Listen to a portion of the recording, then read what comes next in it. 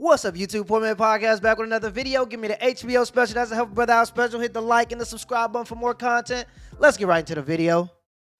Yeah, I've read the comments. I am very well aware that I get constant abuse from toxic fitness bros and 17-year-old white boys with anime profile pictures. And it's not just low-grade trolling. I have gotten death threats.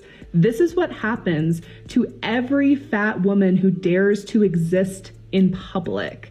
And this is especially what happens to fat women who speak out against fat phobia.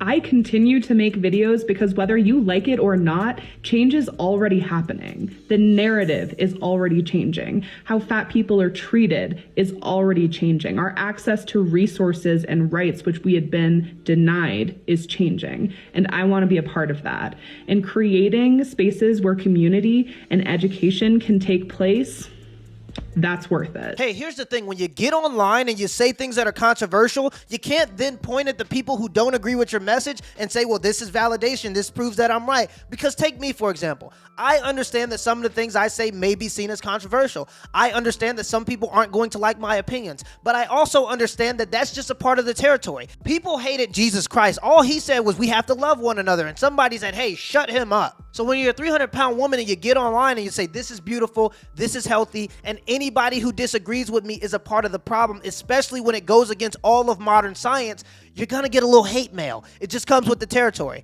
Hate mail is so 2020. In this country, if there isn't a person that wants to climb into your window and kill you, then you're not truly doing anything successful. The idea that people are just gonna cheer for you and clap for you when you say that being 400 pounds is healthy is just crazy. The truth is, we don't need any more obesity in this country. You can't even sell good narcotics anymore without putting it in a cookie. We can't change the whole country to compensate for people that are 500 pounds. It's just not realistic. And just because we can't do that, it doesn't mean that we hate you. It just means it's impossible. And no matter how much you yell and how many signs you hold up, men are always gonna like thinner or average sized women. That's just how the cookie crumbles. Hey guys, as we get older, you don't want to age like a banana. You want to age like a fine wine. And today's sponsor, Tiege Hanley, is here to help you do just that. Tiege Hanley is an anti-aging skincare product created by men for men. I've been using Tiege myself, and I personally recommend the Level 1 system as a great place to start. It comes with 1 daily face wash, a 2-time per week exfoliating scrub that gets rid of dead skin cells, AM moisturizer with SPF 20 for protection from the sun,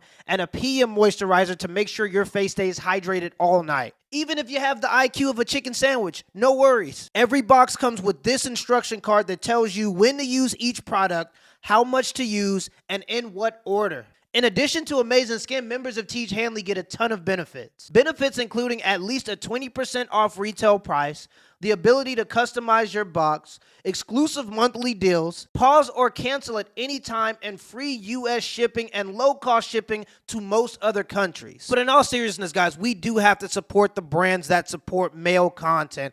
Tiege has been amazing with working with me and allowing me to have free speech, allowing me to create the content that I like to create, and they're going to support it because they believe in our message. So if you guys like my content and if you want some flawless skin, Tiege is actually giving you guys an amazing deal. All you got to do is click the link below and you're going to get 30% off your first box plus a free gift. So go ahead and click the link below and get started today. I thank y'all for supporting. Sexuality is basically a label for people who feel the need to have a label, but they don't fit in any other labels. So basically, bi doesn't really fit them, lesbian doesn't really fit them, pan, asexual, etc. It doesn't really describe them correctly. So yes, it's a very small label, but it's for people who just kind of relax once they have a label. Like, I stress out when I don't have a label.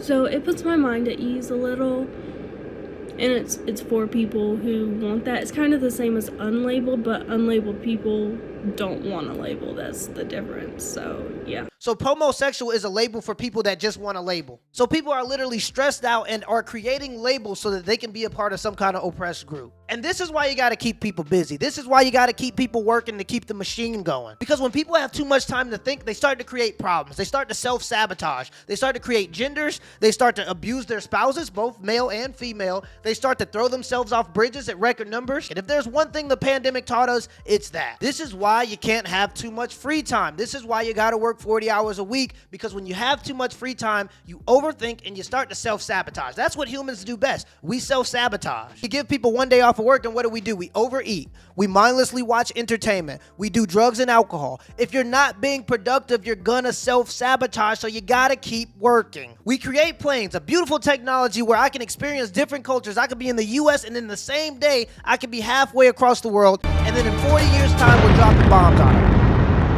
I mean, cell phones. We have instant access to all of human knowledge, and we use it to watch 18-year-old girls copy the same dances on TikTok. What I'm basically trying to say is when you give human beings too much free time, we tend to lean towards self-sabotage. So either you're building your life or you're sabotaging your life. How long have you been separated for? A little bit over a year. Okay. So, and you still want to date while you're still officially married? Yeah, why not? I mean, I met my second husband while I was still married to my first husband, and then my second husband paid for my divorce to my first husband and then married me. And so, yeah. Now I just need a husband to pay for my next one. No, I'm going to pay for it myself. Oh, my God. I'm playing. Don't be red flagging me. I love how this is funny. Listen. It's comical. Obviously, people want to marry me, so I must be doing something right. But then I don't want to be with them no more. So I don't know. I'm just not picking them right. Okay, wow. Okay, so you want the divorce this time around? Yeah. Oh, no, I wanted the divorce both times around. Okay, so let's talk about, the first time. Why did you want a divorce from the first one? He was very, very controlling.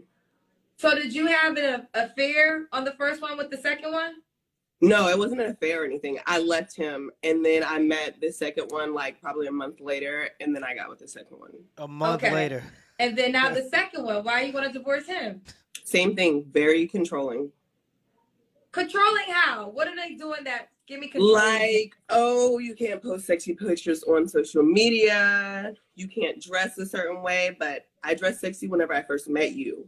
So why do you want to change now? Like, oh, you can't just be going out all, like you can't be going out and stuff. Like I can't go on girls' trips if I want to. I can only go on trips with him. Like just weird stuff like that. And I'm just not into being controlled by a man.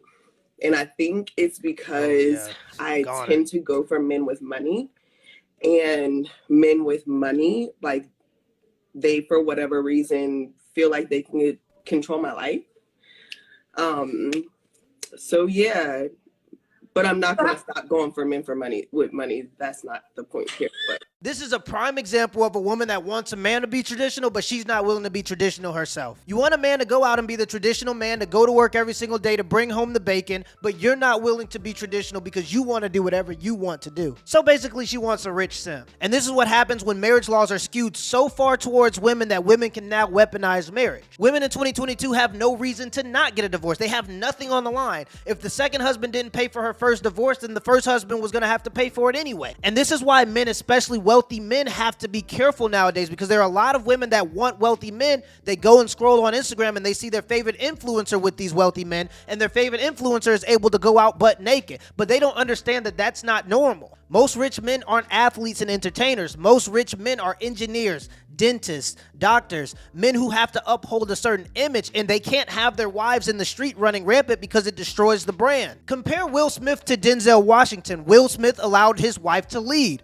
Will Smith allowed his wife to go out and do whatever she wanted. Will Smith allowed his wife to be transparent with all of the family issues, and now look at what's happened to his brand. Now compare him to somebody like Denzel who keeps his family affairs private, and you'll see two totally different images. So there are a lot of women that are seeking out wealthy men thinking they know what it comes with, but they don't understand that what they see on Instagram isn't the real life. He's going to be working for 60 hours. That's on the clock. That's not including when he brings his work home. So he's not going to make it to every single Little League game. He has to have discipline in his life in order to go and get the money that you want. So you're probably going to have discipline in your life. You can't eat cheesecake all the time. There's going to be consistent competition because women seek these men out. I've been a professional athlete. I've been around a lot of professional athletes. Sometimes guys are gone for a week at a time. Who knows what happens? I'm not saying it's good, and I'm not saying it's every guy, but what I am saying is that women seek these men out. Are you okay with these terms and conditions? Because this is what you're signing up for. A lot of women don't understand that.